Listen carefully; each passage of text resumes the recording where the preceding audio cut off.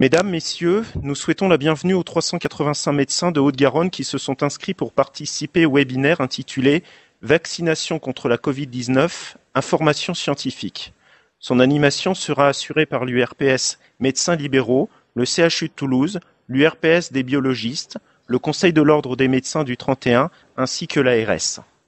Vous pourrez réagir via un chat pendant les différentes interventions et poser toute question qui vous sera utile. Nous tenterons d'y répondre en deuxième partie d'intervention.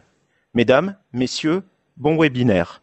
Je laisse la parole au docteur Maurice Bensoussan, président de l'URPS Médecins libéraux, au professeur Stéphane Oustric, président du Conseil de l'Ordre de la Haute-Garonne, et à monsieur Laurent Poquet, délégué départemental Haute-Garonne, pour introduire cette réunion.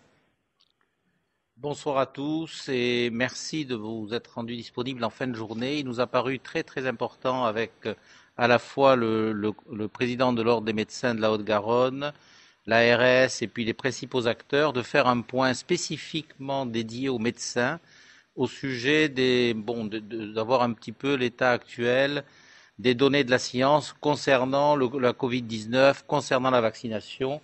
Et donc cette soirée est vraiment tout à fait destinée à faire ces présentations et à ce que l'on ait d'autres informations que les informations médiatiques dont nous sommes largement abreuvés pour permettre aux médecins de pouvoir discuter et poser leurs questions avec nos intervenants scientifiques, Muriel Alvarez, Richard Fabre, professeur Isopé, et qui vont prendre un petit peu, cette réunion sera vraiment centrée là-dessus.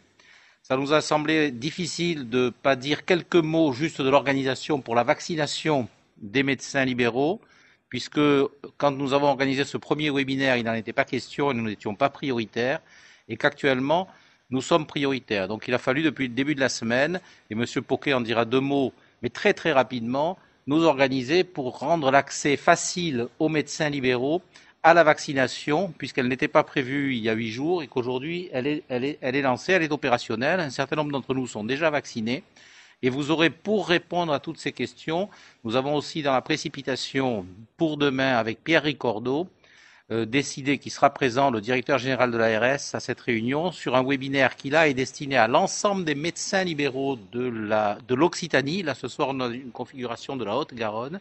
Donc demain soir ce sera l'Occitanie et ce seront des questions purement organisationnelles sur l'accès au vaccin pour nous médecins et ensuite sur des échanges qu'il y aura sur le positionnement que l'on souhaite avoir, nous médecins libéraux, dans la stratégie de la vaccination avec l'arrivée des différents vaccins. Mais ce soir, ce sera très bref, mais M. Poquet, ça nous semblait difficile de vous réunir sans donner cette information. Le professeur Oustric va peut-être dire quelques mots, puis on donnera la parole à M. Poquet.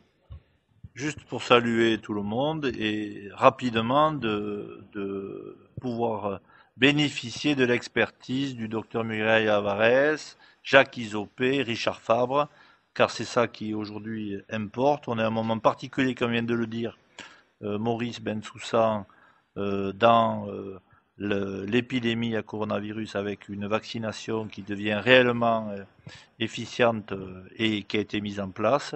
Donc je pense qu'on va surtout les écouter et leur poser beaucoup de questions. Merci. Monsieur Poquet, voilà, directeur territorial de l'ARS de la Haute-Garonne. Merci. Bonjour à tous. Donc, je profite encore du moment qui m'est autorisé pour vous souhaiter une excellente année et que cette année qui démarre sur les chapeaux de roue nous permette d'atteindre les objectifs qui est la couverture vaccinale. Donc, l'HAS, je rappelle en deux mots, a fait donc 3 étapes d'intervention.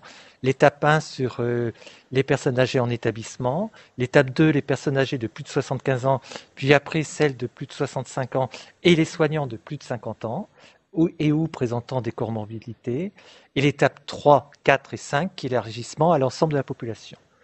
Donc, comme vous le savez, l'étape 1 a été engagée sur notre département à compter du 4 janvier, donc à partir d'établissements dits pilotes qui sont en avance de phase.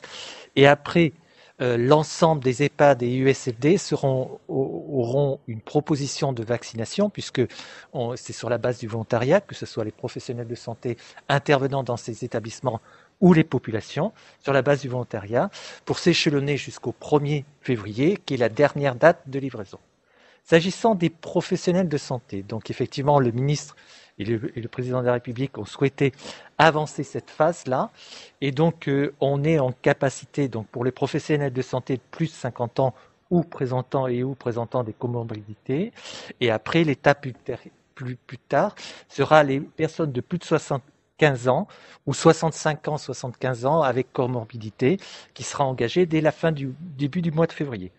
Alors, comment on est organisé sur le département? Donc, trois petites questions. Donc, on a mis en place des centres avec l'appui du Conseil de l'Ordre des médecins, le professeur Oustric. On a mis en place des centres territoriaux qui s'adressent à la fois aux populations des établissements publics, établissements du GHT, et aussi aux professionnels de santé qui peuvent se faire vacciner.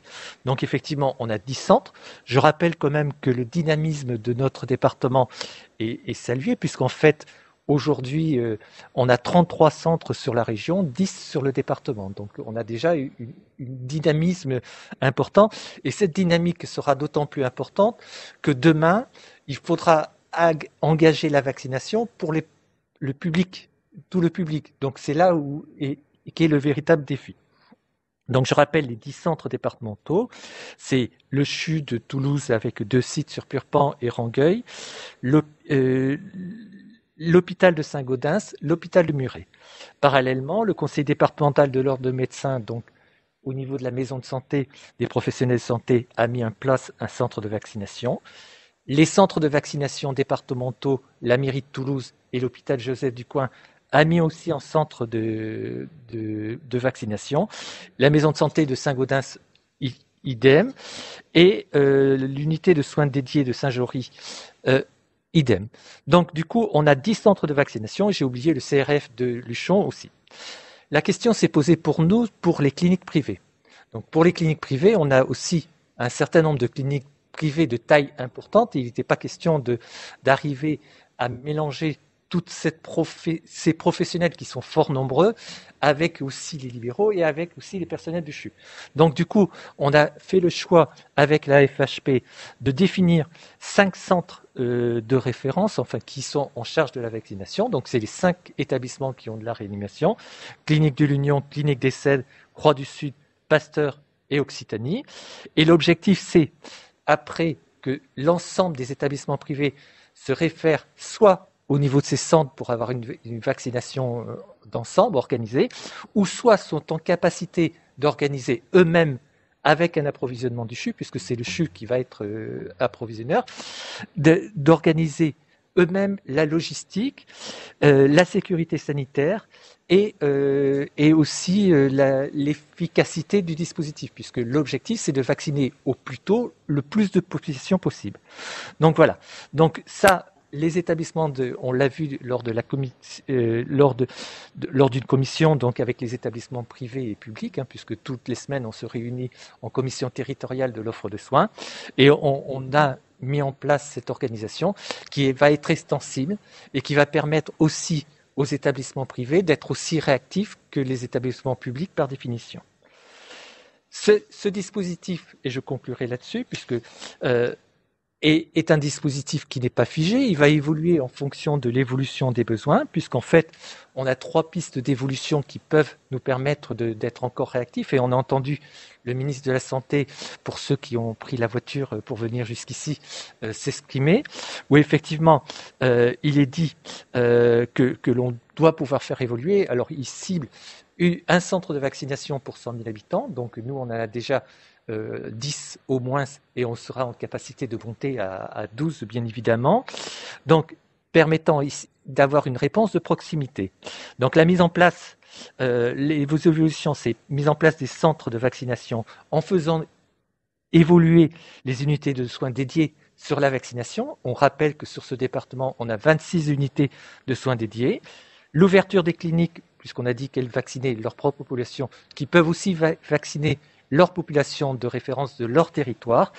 Et après, on a bien évidemment la 3e piste, les CPTS et les MSP, qui sont elles-mêmes peut-être déjà en capacité de le faire, parce qu'elles ont des locaux qui leur permettent d'organiser cela. Je vous remercie de votre attention. Nous allons laisser la parole au docteur Muriel Alvarez du CHU de Toulouse. Bonsoir à tous, merci pour cette invitation. Donc je vais vous brosser là où nous en sommes de la pandémie à SARS-CoV-2 au 7 janvier 2021. Donc d'abord quelques éléments épidémiologiques. Dans le monde actuellement, il y a eu 80 millions de cas confirmés depuis le 31 décembre 2019, dont 17 millions en Europe. Il y a eu 1,7 million de décès dans le monde depuis le 31 décembre 2019, donc depuis un an, dont 430 000 en Europe. En ce qui nous concerne en France, diapositive suivante s'il vous plaît, nous en sommes à 2 millions, quasiment 2,7 millions cas confirmés, 66 000 décès, et le taux de positivité des tests actuellement est de 5,4% sur notre pays. Diapositive suivante. Si on se rapproche pour la région Occitanie, l'incidence est de 90 cas pour 100 000 personnes et le taux de positivité qu'on me cache volontairement est en fait de 2,2%. Merci. En Haute-Garonne, l'incidence est un petit peu plus basse, à 70 cas pour 100 000 habitants, avec un taux de positivité de 1,5%. Et pardon pour ceux qui ne sont pas toulousains, mais je me suis concentrée sur la ville de Toulouse, où l'incidence est de 60 pour 100 000 habitants, avec un taux de positivité de 1,2%. Donc on voit bien que à la fois notre département et notre région, mais en particulier notre département, fait partie des départements finalement toujours très concernés par la pathologie Covid, mais moins que d'autres départements de la région Occitanie et moins que d'autres départements de la France. Diapositive suivante. Si on regarde le nombre de cas que nous avons eu au CHU de Toulouse, le nombre de patients total hospitalisés donc depuis fin de l'année dernière, c'est 1800 patients avec un total de 230 décès. Et vous voyez sur cette courbe l'illustration parfaite des deux vagues que nous avons subies. La première vague, donc, à partir de mars 2020 et qui s'est finie en mai 2020, après le premier confinement, qui a donc été très efficace chez nous par le fait aussi qu'il est arrivé pratiquement en même temps que le virus. On voit tout cet été où les choses ont été très très calmes, et puis la remontée depuis septembre sur cette fameuse deuxième vague. Et ce qui est assez important à noter, c'est qu'au décours de la deuxième vague, on voit que nous stationnons sur le nombre de patients hospitalisés et que nous ne sommes jamais descendus aussi bas qu'après la première vague. Et donc, à l'heure actuelle, nous avons entre 80 et 90 patients hospitalisés au CHU et nous ne sommes pas descendus au taux, malheureusement, de ce que nous avons connu cet été.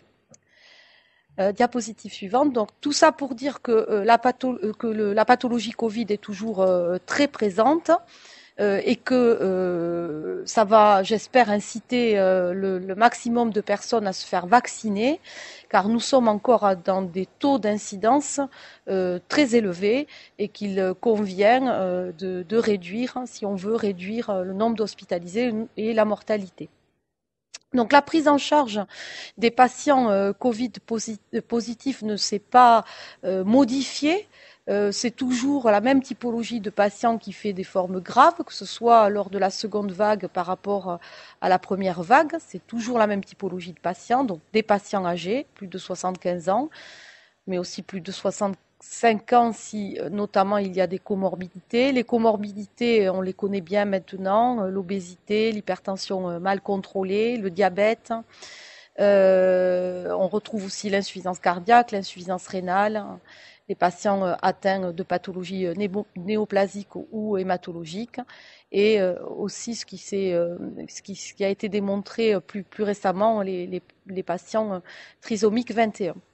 Les critères de gravité d'un patient Covid positif examiné au cabinet, c'est ce sont toujours les mêmes, ce sont les critères de gravité essentiellement respiratoires, avec les difficultés à la parole, le tirage, la cyanose, la polypnée, et ce taux de désaturation que nous avions déjà fixé ensemble, d'ailleurs, dès la première vague, qui est de 92%. Bien sûr, la décompensation de comorbidité peut être aussi un facteur qui rend le maintien à domicile impossible. Diapositive suivante. Alors l'élément très important que je rajouterai, c'est la réévaluation des patients, vous le savez, entre le 5e et le 10e jour, puisqu'on sait maintenant, depuis la première vague, que les patients peuvent s'aggraver aux alentours du 7e jour. Et ce qui nécessite bien sûr une réévaluation qui peut être une réévaluation bien sûr médicale, mais aussi par l'infirmière à domicile si elle est en connexion avec le médecin référent. Sur la prise en charge thérapeutique au domicile, il n'y a pas de modification. Il n'y a pas, comme vous le savez, d'antibiothérapie systématique initiale, puisque toutes les pneumopathies à Covid ou les pathologies à Covid ne sont pas surinfectées par des bactéries. Donc l'antibiothérapie n'est pas systématique. Et quand on a besoin d'une antibiothérapie, au vu des germes qui surinfectent la pathologie Covid, qui sont finalement les mêmes que ceux qu'on retrouve lors des surinfections de la grippe, donc staphylocoque doré, méties et hémophilus, les antibiotiques recommandés sont l'amoxicilline acylclavulanique ou la pristinamycine, lorsque notamment on est allergique à l'amoxicilline. Vous le savez, c'est une maladie qui est prothrombogène, donc on recommande la prophylaxie par anticoagulant, y compris au domicile, mais simplement lorsqu'il y a des facteurs de risque, un cancer actif, des antécédents thromboemboliques, l'âge supérieur à 70 ans, un antécédent chirurgical récent et une insuffisance respiratoire ou cardiaque. Alors, comme je voudrais insister, sur la diapositive précédente, sur la thérapeutique, comme vous l'avez bien vu, sur la thérapeutique au domicile, il n'y a pas de corticoïdes. Donc, la corticothérapie, la dexaméthasone en particulier, on le sait, a permis d'améliorer le pronostic des patients, mais sa prescription ne peut être qu'hospitalière pour la simple raison qu'il convient de manière stricte de s'appuyer notamment sur une imagerie, sur le fait qu'il n'y ait pas de surinfection bactérienne avant de prescrire de la corticothérapie. Donc, pas de corticothérapie au domicile. Bien sûr, les patients étant déjà sous corticoïdes poursuivent leur corticothérapie habituelle. Diapositive suivante. En ce qui concerne le contact tracing, il ne s'est pas modifié. Donc, c'est des diapositives que certains ont peut-être vues parce que je les ai déjà présentées. Alors, j'ai simplifié les choses parce que maintenant, je crois que les idées sont très claires. Quand un patient a une PCR positive ou un test positif, et je reviendrai avec le docteur Fabre sur les différents tests qui sont à notre disposition maintenant, mais enfin partons de la PCR positive ou d'un test positif. S'il est symptomatique, non immunodéprimé, non hospitalisé, il va avoir donc une PCR à J0. Il sera isolé 7 jours et pendant les 7 jours suivants, c'est pour ça que j'ai signifié 7 plus 7, donc pendant les 7 jours suivants, il devra appliquer des mesures barrières strictes. Ce qui veut dire essentiellement qu'il ne doit pas manger avec, par exemple, ses collègues de travail, puisque maintenant on le sait bien, c'est notamment pendant le repas qu'on se contamine, puisqu'on enlève les masques et qu'on a tendance à se parler et donc à se postillonner un peu dessus. Pour les patients immunodéprimés, toujours PCR à J0 du début des symptômes, et cela reste plus longtemps en isolement, 10 jours, et doivent avoir des mesures barrières strictes plus longues de 14 jours, d'où ce schéma de 10 plus 14. Pourquoi ? Parce qu'on le sait maintenant, les patients immunodéprimés clairent plus lentement leur virus, donc peuvent rester contagieux sur une durée plus longue. Chez les asymptomatiques, PCR à J0, isolement 7 jours, mesure barrière de 7 jours aussi. Et comme vous le voyez bien, plus question de PCR de contrôle. Donc la PCR est initiale et elle n'est plus jamais recontrôlée. Diapositive suivante, s'il vous plaît. Pour les contacts qui sont en attente de leur PCR, lorsqu'il s'agit d'un contact familial, c'est-à-dire un contact très proche, on doit avoir une PCR à J0 de la connaissance de ce contact et une PCR à J7. Et là aussi, l'isolement est de 7 jours, plus 7 jours de mesures barrières. Pour le contact ponctuel, là, c'est une PCR à J0 et un isolement à 7 jours, plus 7 jours de mesures barrières. Donc finalement, si on se résume, les PCR se font pour l'essentiel à J0, il n'y a pas de PCR de contrôle, l'isolement c'est 7 jours, les mesures barrières c'est 7 jours avec une particularité chez les immunodéprimés. Diapositive suivante. Une particularité pour le personnel soignant ou pour les soignants en général, on ne fait d'éviction du personnel soignant ou des soignants que lorsqu'ils ont une PCR positive. Les personnels, les soignants qui sont en attente d'une PCR parce qu'ils ont été contacts et qui sont asymptomatiques restent sur leur lieu de travail et l'éviction ne se fait que lorsqu'on est PCR positif, symptomatique ou pas, et il n'y a toujours pas de nécessité de PCR pour le retour au travail. Diapositive suivante. Et j'ai fini ma présentation. Et je peux enchaîner sur la suite si vous le souhaitez. Tout à fait. L'objectif de la deuxième partie est d'aborder la stratégie et l'intérêt des tests. Les intervenants seront le docteur Muriel Alvarez et le docteur Richard Fabre, président de l'URPS des biologistes. Alors, je vais être très brève, on l'a un petit peu évoqué et je veux bien passer à la diapositive suivante. Je vais être assez brève, mais je ne doute pas que le docteur Fabre aura des éléments ou bien sûr Jacques Isopé auront des éléments à rajouter.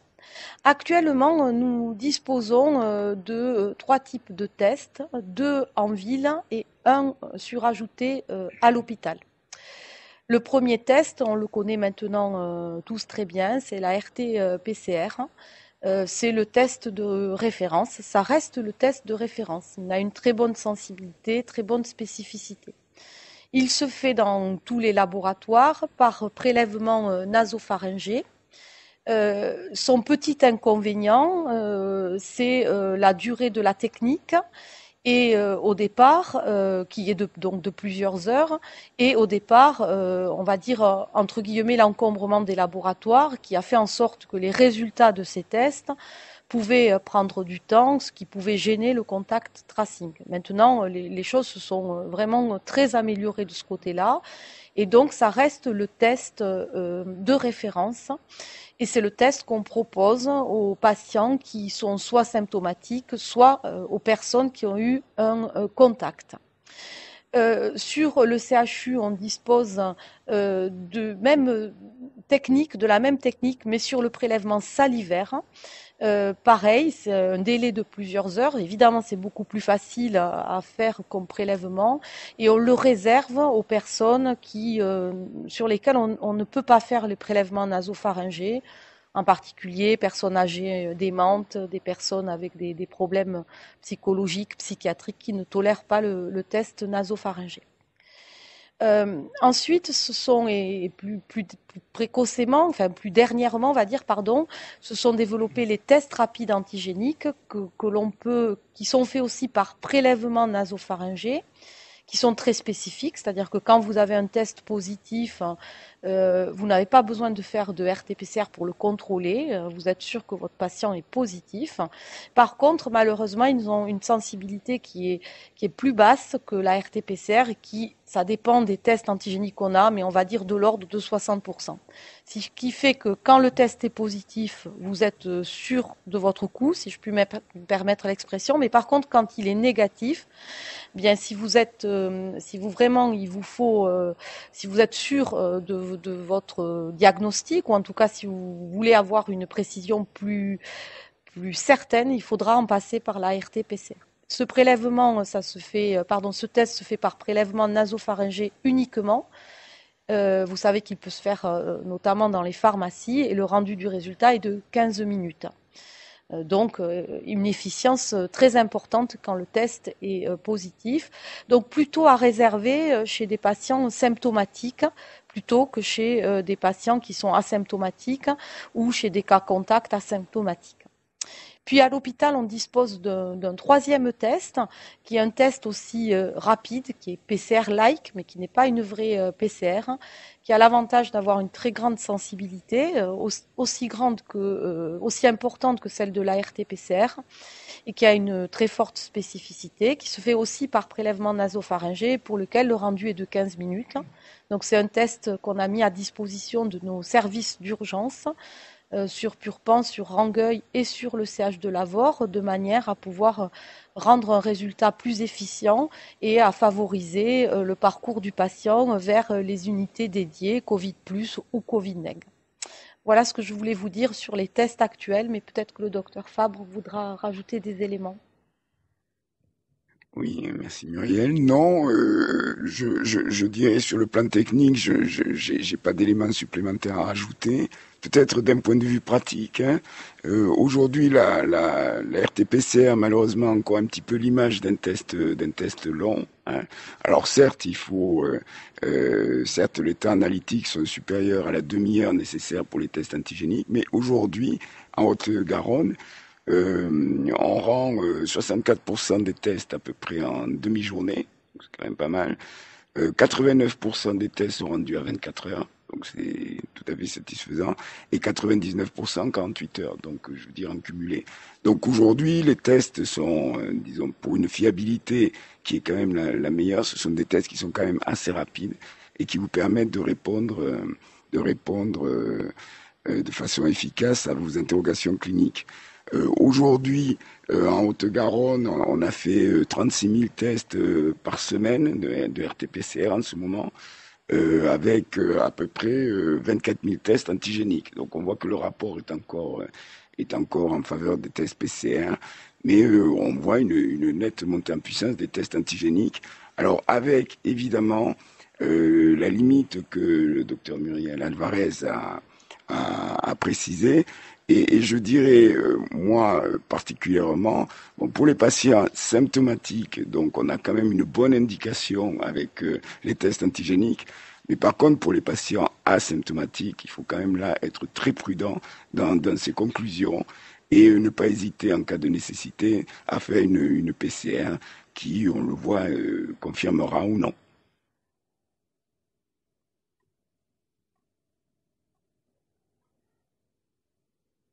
Nous aborderons maintenant la troisième partie de notre réunion en laissant la parole au docteur Jacques Isopel, la thématique étant la vaccination anti-Covid. Oui, bonsoir et merci pour l'invitation. Donc, pour ma part, il me revient de donner quelques éléments concernant les vaccins contre le SARS-CoV-2. Et je souhaite tout d'abord rappeler que la vaccination est probablement la meilleure arme pour lutter contre les maladies infectieuses. Donc c'est quelque chose qu'on dit et redit. Et je pense que ce point est important et on comprend finalement toute l'énergie qui a été mise au niveau international pour développer des vaccins efficaces contre ce virus. Donc une petite présentation rapide du SARS-CoV-2. Vous avez ici la particule virale qui est donc un virus enveloppé. Donc, vous voyez donc une enveloppe du virus et puis des protéines de surface. C'est la protéine spike du virus, notée S donc sur ce schéma. Donc, c'est cette protéine qui interagit avec le récepteur présent au niveau des cellules épithéliales et qui permet donc d'infecter les cellules. Donc, cette protéine spike va jouer un rôle majeur dans la vaccination puisque tous les vaccins sont basés en fait sur cette protéine et sur une réponse immunitaire dirigée contre cette protéine spike. Le génome du virus, il est représenté tout à fait en haut. C'est un génome à ARN qui fait 30 000 nucléotides. Et ce génome va permettre la synthèse de différents ARN messagers qui sont représentés. Il y en a une dizaine. Et ces ARN messagers, parmi eux, donc, il y a l'ARN messager qui code pour la protéine spike. Donc, c'est le premier, le plus long. Et cet ARN messager, donc comme on va le voir, va jouer un rôle majeur pour les vaccins les plus prometteurs, et en tout cas ceux dont nous disposons aujourd'hui, pour commencer la campagne de vaccination. Alors la plaque suivante. Donc actuellement, plus de 250 vaccins dans le monde sont en développement, une cinquantaine ont atteint les essais cliniques et une dizaine ont atteint la phase 3, c'est-à-dire la phase permettant de prouver l'efficacité et la tolérance sur un grand nombre de personnes. Et donc ces 10 vaccins sont listés sur cette plaque. D'une manière générale, en fait, il existe 5 catégories de vaccins. Les 3 premières catégories sont, je dirais, des vaccins, la précédente, merci. Donc les 3 premières catégories de vaccins sont des vaccins, je dirais, traditionnels. Ils sont basés donc soit sur un virus qui a été inactivé, sur un virus vivant mais atténué, c'est-à-dire un virus qui a été modifié pour atténuer sa virulence. La 3e catégorie, ce sont des vaccins sous unité, c'est-à-dire qu'on prend une petite partie donc du virus, et en l'occurrence, donc souvent c'est une protéine, et cette protéine va induire une réponse immunitaire. Les 2 dernières catégories de vaccins sont des vaccins de nouvelle génération, des vaccins à vecteur viral réplicatif ou non réplicatif. Alors en fait, là, on utilise les virus que l'on modifie génétiquement pour leur permettre d'exprimer, lorsqu'ils vont rentrer dans la cellule, pour exprimer la protéine et déclencher une réponse immunitaire. Et enfin, la dernière catégorie, ce sont les vaccins à ARN messager ou à ADN, mais en fait, ce sont surtout les vaccins basés sur l'ARN messager donc, qui nous intéressent donc, actuellement. Donc là, cet ARN messager qui code pour la protéine Spike, à titre d'exemple, donc permettent donc d'empaqueter l'ARN messager sous forme de nanoparticules lipidiques, et donc ces nanoparticules lipidiques vont infecter les cellules. L'ARN messager va traduire la protéine d'intérêt, et cela va déclencher une réponse immunitaire donc dans l'organisme. Alors on remarque que pour les vaccins SARS-CoV-2 ayant atteint la phase 3 des essais cliniques ou terminé la phase 3, on a donc des 4 catégories de vaccins sur les 5 de manière générale, et donc ces vaccins donc sont listés ici. Vous voyez que les 3 premiers donc sont des vaccins inactivés, disponibles donc en Chine et en Inde, des vaccins à sous-unité protéique qui, eux, sont disponibles ou seront disponibles aux États-Unis, donc c'est le vaccin Novavax. À noter que dans cette catégorie-là, il y aura le vaccin français Sanofi et GSK, mais pour l'instant, ce vaccin n'a pas atteint la phase 3. Donc, et vous le savez, donc il y a eu un petit retard dans le développement, et c'est la raison pour laquelle je ne l'ai pas mentionné. Et puis enfin, les 2 dernières catégories, donc ce sont les vaccins de nouvelle génération, le vaccin d'AstraZeneca et de Janssen, donc qui sont des vaccins basés sur les vaccins à vecteur viral. Et enfin, la dernière catégorie, ce sont donc ces vaccins basés sur l'ARN messager. Donc, vaccins basés sur l'ARN messager, le vaccin Pfizer et le vaccin Moderna qui donc viennent d'obtenir tout récemment l'AMM au niveau européen. Mais il y en a un autre qui va arriver, c'est le vaccin CureVac. Et je vais y revenir parce que ce vaccin ARN messager est intéressant dans la mesure où les contraintes de conservation sont moins importantes que les précédents.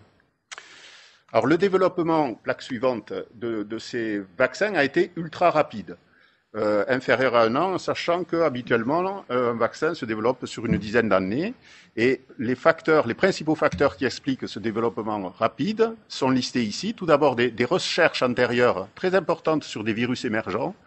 Alors que ce soit le SARS-CoV, le petit cousin du SARS-CoV-2, le MERS coronavirus, mais également le virus Ebola, et également de nouvelles technologies qui ont fait qu'on avait en quelque sorte le background scientifique permettant de développer rapidement un vaccin contre un virus émergent. Le deuxième élément très important, c'est la coopération internationale entre le secteur académique et industriel, ainsi qu'entre firmes. Et avec des investissements importants, cela a expliqué donc le développement, parce qu'il y avait de quoi donc financer les travaux de recherche indispensables pour assurer ce développement rapide.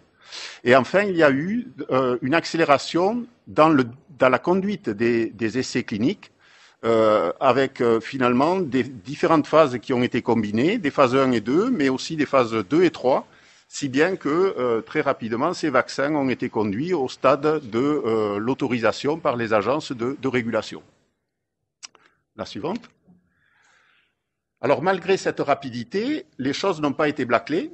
Et donc il y a eu un travail scientifique vraiment énorme, considérable, donc ayant permis d'une part de prouver l'efficacité et avoir déjà aussi quelques éléments de tolérance donc chez l'animal. Donc c'est essentiellement donc le macaque qui a été utilisé et on a pu voir que dans ces essais chez l'animal que ces différents vaccins permettaient d'induire une réponse immunitaire avec des anticorps, avec une réponse cellulaire également, et que dans des conditions expérimentales bien particulières, il pouvait y avoir même une protection, soit totale, soit partielle, mais déjà c'était des éléments très importants et très intéressants qui ont permis de passer, plaque suivante, aux essais de phase 1 et 2, qui sont des essais permettant d'évaluer sur de petits groupes de personnes à la fois l'efficacité et l'immunogénicité, c'est-à-dire la réponse immunitaire. Et là encore, donc, on a bien vu chez l'homme qu'il y avait, donc après administration de ces vaccins, une réponse anticorps importante, intéressante, en particulier avec des anticorps neutralisants. Donc, en règle générale, on explique l'efficacité des vaccins par ces anticorps neutralisants, mais également il y avait une réponse cellulaire, parce que la réponse cellulaire joue aussi probablement un rôle à côté des anticorps. Alors bien sûr, il y a eu, au-delà de ces essais de phase 1 et 2, tout le monde a attendu les essais de phase 3, c'est-à-dire les essais conduits sur un très grand nombre de personnes. Donc ces essais de phase 3 ont fait l'objet d'annonces, mais donc des annonces particulièrement séduisantes, mais qui ont été confirmées dans les revues scientifiques. Diapositive suivante. Et en particulier donc cet essai de phase 3 du vaccin Pfizer, qui montrait très clairement qu'il y avait une efficacité à 95% du vaccin. Alors vous voyez donc les deux courbes. La courbe rouge, c'est la courbe d'incidence dans le groupe des patients des individus qui ont reçu le vaccin. Et la courbe bleue, c'est l'incidence dans le groupe des personnes qui ont reçu le placebo. Donc, vous voyez, c'est très clair.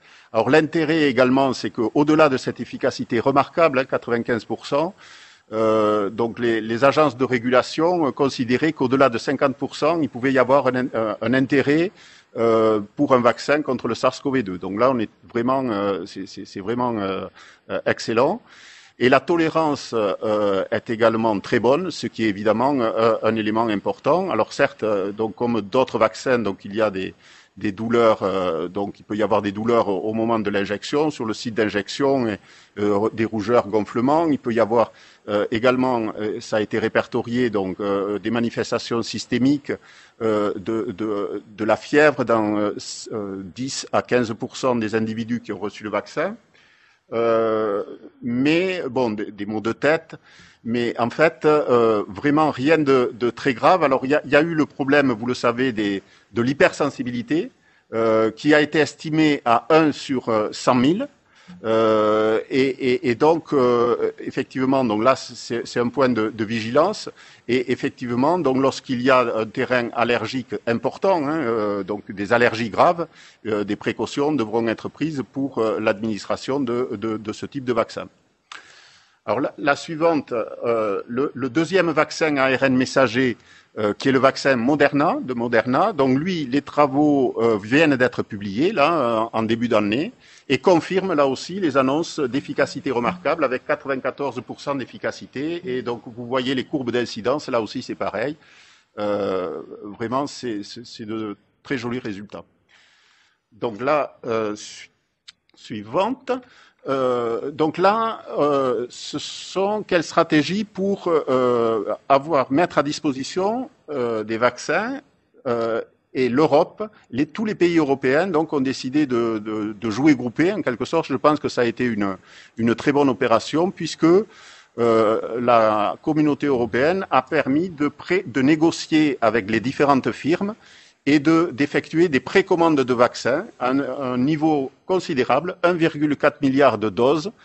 Et donc ces doses ont ensuite été distribuées aux différents pays au prorata de la population. Si bien que pour la France, il y aura donc 200 millions de doses de vaccins. Donc les principales firmes qui ont été sélectionnées, elles ont été sélectionnées sur la base des vaccins les plus prometteurs et également sur la possibilité de disposer d'une transparence totale concernant les données. C'est-à-dire qu'il y avait donc un certain nombre de vaccins pour lesquels il n'y avait pas de garantie suffisante pour être retenus et faire l'objet de précommandes. Donc ces vaccins sont listés donc sur cette plaque. Donc les deux premiers, donc je viens d'en parler, hein, ce sont les deux qui vont être disponibles. Alors le vaccin de Pfizer, le vaccin de Moderna. Ces deux premiers vaccins ont des contraintes de conservation. Le vaccin Pfizer doit être conservé à moins 75 degrés à long terme. Et à partir du moment où il y a une décongélation, la conservation doit être réalisée entre 2 et 8 degrés pendant moins de 5 jours. Donc il faut, après décongélation, utiliser rapidement ce vaccin. Pour ce qui est du vaccin de Moderna, vaccin ARN messager lui aussi, la durée de conservation est de 6 mois à moins 20 degrés, donc on n'est pas à moins 75, c'est moins d'exigence sur le plan de la température, mais lui aussi, après décongélation, devra être utilisé dans un délai de 30 jours. Le vaccin d'AstraZeneca, c'est le vaccin développé par l'université d'Oxford, donc au Royaume-Uni. Il a été aussi précommandé. Il est déjà utilisé d'ailleurs en Angleterre, hein, puisqu'il a eu une autorisation par l'agence de régulation du Royaume-Uni. Ce vaccin-là a l'intérêt d'être conservé donc de manière relativement facile au frigo pendant 6 mois.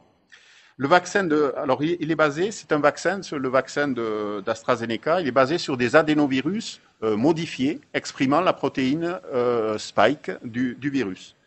Le vaccin Janssen, c'est un vaccin donc lui aussi donc basé sur un adénovirus et donc les modalités de conservation sont relativement simples. Le vaccin de Sanofi Pasteur et de GSK, j'en ai parlé tout à l'heure, donc lui il a pris un petit peu de retard et il est basé uniquement sur la protéine spike. Les modalités de conservation seront très simples. Et puis le vaccin CureVac, donc est un vaccin à ARN messager, et cet vaccin à ARN messager sera conservé entre 2 et 8 degrés, donc moins de contraintes que les deux premiers vaccins à ARN messager. Alors la suivante, le programme de vaccination en France. Bon, les prérequis, bien sûr, ce sont les autorisations réglementaires par l'agence européenne et puis chez nous, donc l'HAS. Donc cette vaccination est non obligatoire, gratuite et sécurisée. Elle est en particulier sécurisée a priori par l'examen des dossiers par les agences, comme je l'ai mentionné, mais également par un suivi et le recueil, bien sûr, des événements indésirables donc qui pourraient survenir. Alors la population cible a été définie là depuis plusieurs semaines par la HAS, qui a défini, comme l'a rappelé M. Poquet, différentes étapes. Il y en a 5. Et le calendrier, comme vous le savez, a été considérablement accéléré pour obtenir une vaccination la plus rapide et la plus ample possible. Donc les phases 1 et 2, je ne vais pas rentrer dans les détails, hein, donc ce sont les résidents des EHPAD et les personnels de plus de 50 ans ou présentant des comorbidités, les personnels de santé de plus de 50 ans ou présentant des comorbidités, et puis les personnes âgées. Et les phases ultérieures consistera à élargir les populations adultes avec différents niveaux de priorisation, en particulier pour certaines populations, les personnes immunodéprimées, les personnes d'oncologie, et donc seront bien sûr prioritaires. Et il n'est pas impossible aussi que ces personnes-là puissent être anticipées dans les phases 1 et 2 assez rapidement. Alors les enjeux de la vaccination sont des enjeux d'abord logistiques, la conservation, l'approvisionnement. Donc là, je ne vais pas rentrer dans les détails, mais vous savez qu'il y aura un double flux d'approvisionnement. La vaccination elle-même, avec le recueil du consentement et la visite médicale, bien sûr. Donc le suivi. Des enjeux scientifiques sont évidemment très importants et il y en a beaucoup. Tout d'abord, la durée de protection. On ne sait pas encore donc s'il y aura besoin de rappels et la fréquence donc, de ces rappels. Par ailleurs, donc, les corrélats de protection, certes, les anticorps neutralisants jouent un rôle, mais il y a d'autres éléments, en particulier dans l'immunité cellulaire, qui joueront un rôle et il faudra les déterminer. La contribution des vaccins à réduire la transmission du virus, les essais cliniques, en fait, ont prouvé qu'il y avait une diminution de la survenue de symptômes Covid. Et en particulier de formes graves, de formes sévères. Mais ces vaccins n'ont pas été designés pour prouver la réduction de la transmission du virus. Il aurait fallu inclure beaucoup plus de patients, probablement 10 fois plus. Et donc ça ne pourra se faire que dans des études ultérieures et bien sûr dans l'observation de l'efficacité de la vaccination dans les pays qui ont déjà commencé à vacciner de manière importante. Par ailleurs, il faudra déterminer la fréquence des échappements du virus à la vaccination. Bon, pour tous les vaccins, le virus peut s'adapter et peut échapper donc à la vaccination. Donc, on peut espérer que ces événements soient peu fréquents. Sinon, cela conduirait à adapter régulièrement le vaccin, comme cela est fait pour le vaccin contre la grippe, par exemple, où ce vaccin, en fonction des souches circulantes, doit être adapté donc de manière annuelle. Enfin, il faudra évaluer l'efficacité de ces vaccins selon les groupes de population et la tolérance à long terme.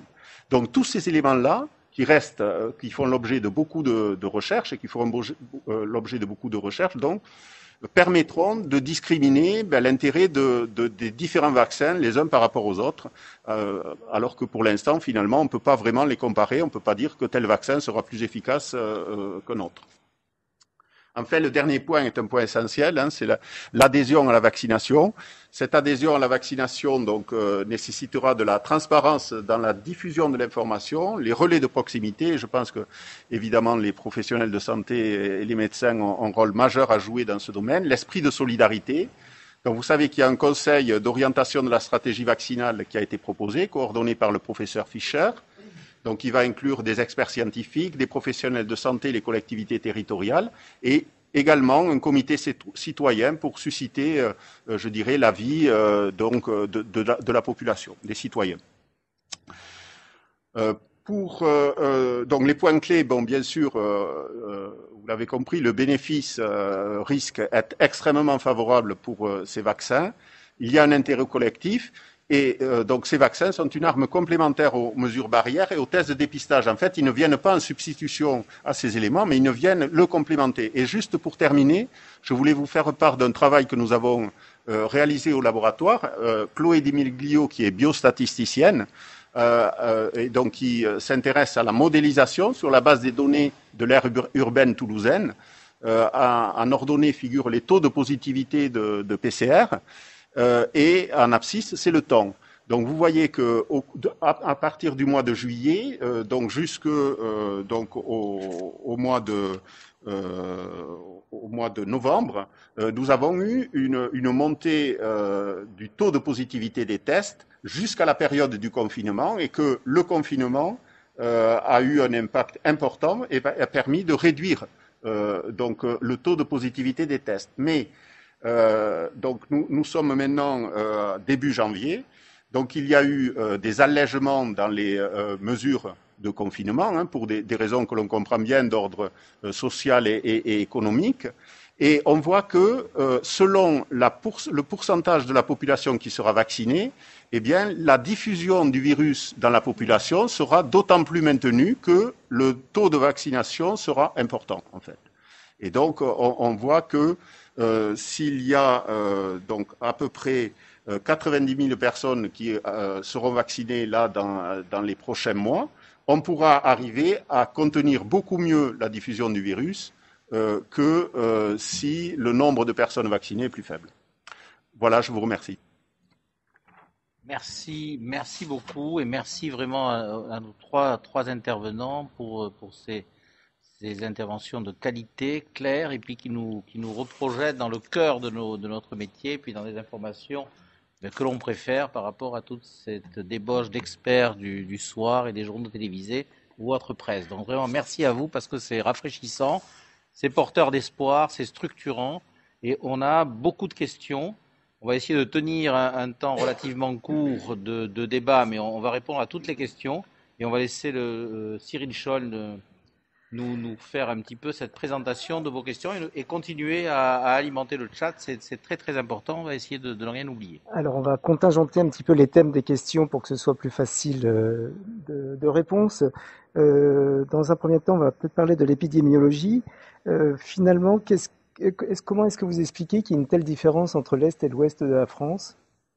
Est-ce que Il n'y a Muriel? pas d'explication formelle. Alors au départ, lors de la première vague, je vous rappelle que ce qui s'est passé, c'est qu'il y avait eu un grand rassemblement qui avait fait en sorte de créer un cluster géant et que le premier confinement est arrivé tardivement par rapport au nombre de patients déjà infectés dans l'Est de la France, alors que nous, il est arrivé vraiment au moment où on commençait à avoir des cas. Actuellement, comme vous avez pu vous rendre compte sur la carte de France, c'est pas que l'Est de la France, on a aussi des territoires particulièrement en difficulté dans le centre et dans notre propre région, on a tout le Tarn qui est en grosse difficulté. Donc c'est plus tellement l'Est de la France, ça l'a été initialement et c'est plus le cas actuellement. D'accord. On va parler de la vaccination d'une manière générale. Il a été fait état de retarder la deuxième vaccination à 6 semaines. Est-ce que c'est une réalité ou est-ce qu'on reste, alors je suppose qu'on parle du Pfizer, ou est-ce qu'on reste sur le principe des 21 jours? Donc le deuxième rappel sur Pfizer est effectivement à 21 jours. Sur le Moderna, il sera à 28 jours. Comme tout rappel vaccinal, ça peut être retardé, hein. Tous les médecins savent qu'un rappel vaccinal peut être retardé de quelques jours et qu'on n'est pas au jour près. Mais ce deuxième rappel est absolument requis puisqu'il est à la base même de l'AMM. D'accord. Est-ce qu'il y a lieu de faire une sérologie avant de faire cette vaccination si jamais on avait eu un épisode grippal préalable? Non, il n'y a pas de demande de sérologie, hein. Quand bien même vous auriez pensé avoir fait déjà la pathologie Covid, ce qui est dit, si on a des antécédents de pathologie Covid, c'est qu'il n'est pas nécessaire de faire le vaccin, mais que si on souhaite le faire, on peut le faire 3 mois après la fin des symptômes. Et lorsqu'on souhaite se faire vacciner, quand bien même on ait une antériorité potentielle de symptômes, il n'y a pas de sérologie qui soit requise avant l'administration du vaccin. D'accord. On va Et venir après, pardon, excusez-moi, juste pour finir sur ça, comme tout vaccin, il doit être administré chez un patient qui n'a pas de symptômes infectieux. Ça, c'est une règle qui reste vraie pour le vaccin contre le SARS-CoV-2.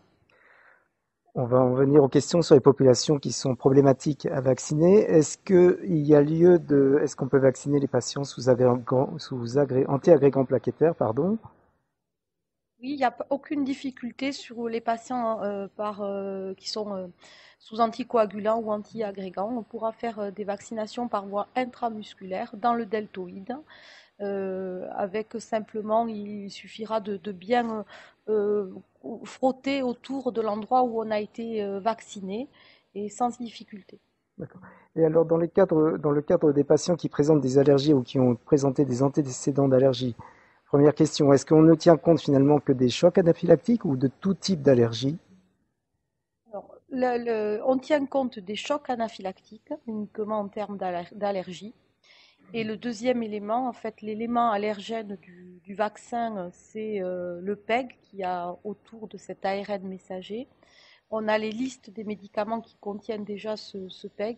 Elle était énorme, cette liste. Elle comprend par exemple l'Augmentin, le kétoprophène, enfin des médicaments vraiment banals.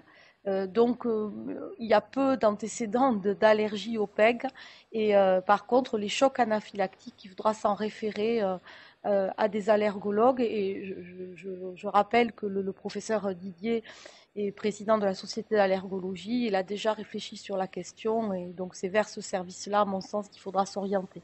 Donc voilà, c'était la question corollaire, c'est est-ce que finalement le CHU organise une prise en charge de ces patients pour leur vaccination quand ils ont des antécédents avec des protocoles particuliers?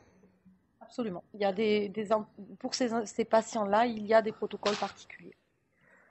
Pour en revenir à la thérapeutique, vous avez précisé, docteur Alvarez, qu'on n'utilisait pas en ville la dexaméthasone, qu'il fallait bilanter ça par une imagerie avant. On a l'habitude en médecine de ville de mettre les patients en BPCO ou asthmatiques sous antibiothérapie et soluprède, prénisolone par exemple. Est-ce qu'on peut continuer cette manière de faire? Absolument, absolument. Il ne faut pas oublier nos pratiques habituelles et effectivement, un patient BPCO infecté, en général, requiert et antibiotiques et corticothérapie et il n'y a pas lieu de modifier cela, bien sûr. Donc on exclut la dexaméthasone, quoi. De toute façon, la dexaméthasone, la préparation en pharmacie de ville est compliquée, donc sur les doses qui doivent être administrées. Donc voilà, donc c'est une administration uniquement hospitalière. L'oxygénothérapie à domicile dans les cas limites, est-ce que vous avez établi des règles? Alors, l'HAS a fait des règles pour l'administration d'oxygénothérapie au domicile qui ont été édictées déjà il y a quelques mois pour pouvoir maintenir des patients à domicile. Ça reste compliqué, je crois que c'est pas si simple, mais comme d'habitude, il y a les règles de l'HAS et il y a le bon sens du médecin et de l'intervenant infirmier qui est là.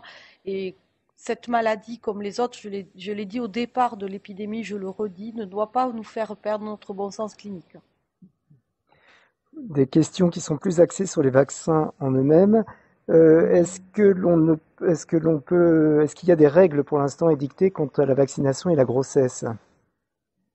Alors, pour l'instant, les essais cliniques n'ont pas inclus de femmes enceintes et donc il n'y a pas de données dans cette catégorie de personnes et donc il n'y a pas de donc c'est une contre-indication. La grossesse est pour l'instant une contre-indication. On demande même si une femme se fait vacciner, qu'elle ne soit pas enceinte dans les 3 mois qui suivent la vaccination. Donc précaution extrême. C'est-à-dire qu'il faut... Oui, d'accord. Quelle a-t-on une idée de l'immunité? Pas encore, je suppose qu'on jugera dans le temps. Alors, l'immunité, au vu des résultats disponibles, il y a, outre les publications clés dans le New England qui viennent de paraître, beaucoup de travaux ont été conduits dans ce domaine. Et donc l'immunité, en particulier la production d'anticorps neutralisants, semble être vraiment très bonne. Par contre, on n'a pas de comparaison réelle avec l'immunité induite par une infection naturelle et l'immunité induite par le vaccin. Parce que les tests de mesure ne sont pas standardisés au niveau international et donc on ne peut pas véritablement comparer. Donc des travaux sont nécessaires pour véritablement savoir de quel niveau par rapport à l'infection naturelle le vaccin induira une protection. Est-ce que sur la liste des vaccins que vous nous avez présentés, professeur, est-ce qu'on a déjà des éléments de choix en fonction des populations? Non, en fait, finalement, nous allons être conduits à utiliser les vaccins au fur et à mesure donc, de leur autorisation. Et sur des critères, je dirais, d'efficacité et de tolérance, on ne peut pas actuellement dire que tel vaccin sera préférable à tel autre. Pour cela, donc, encore une fois, je pense que dans quelques temps, devront être conduits des études comparatives pour juger de l'intérêt d'un vaccin par rapport à un autre. Alors, si on a encore quelques minutes, je vais vous reprendre les dernières questions tombées. Effet des mutations du Covid sur les vaccins actuels, est-ce qu'on pense qu'ils vont continuer? Alors, en fait, effectivement, on parle beaucoup du variant britannique, du variant d'Afrique du Sud. À ce stade, on n'a aucun élément indiquant que donc les vaccins ne protégeraient pas contre ces virus. En fait, donc je dirais que la protection repose sur un grand nombre d'anticorps et on peut imaginer que quelques mutations au niveau de la protéine de surface du virus ne soient pas suffisantes pour empêcher une protection. Donc, pour l'instant, on n'a aucun argument pour dire que donc ces variants particuliers échapperaient à la vaccination ou à une protection vaccinale. Alors, est-ce que des antécédents de syndrome de Guillain-Barré sévère, je ne sais pas si c'est suite à une infection virale ou une vaccination, est-ce que cela contre-indique la vaccination? Non, les deux seules contre-indications, c'est l'âge inférieur à 16 ans parce que ça n'a pas été testé dans les études, la grossesse dont on a déjà parlé et l'allaitement aussi, et sinon il n'y a pas d'autres contre-indications.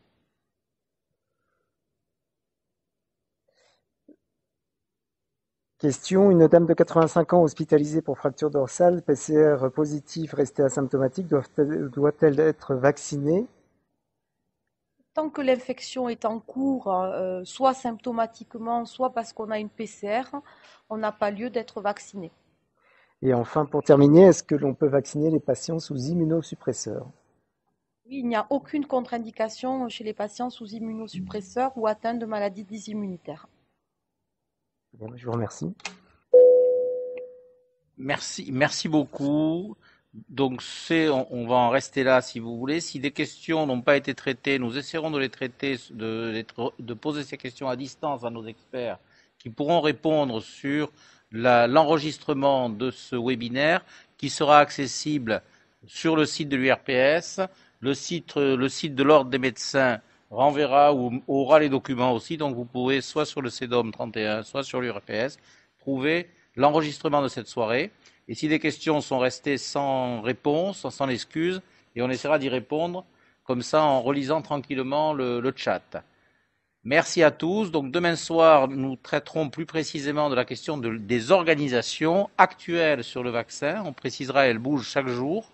Et éventuellement et surtout de recueillir les idées pour les organisations à venir, parce que c'est à construire, hein, rien n'est figé. Et nous avons montré dans cette épidémie une grande adaptabilité du corps médical, quelles que soient les pratiques hospitalières ou libérales. Et je crois que tout ça est reconnu à tous les niveaux. Merci à tous, bon courage, bonne soirée, bonne vaccination.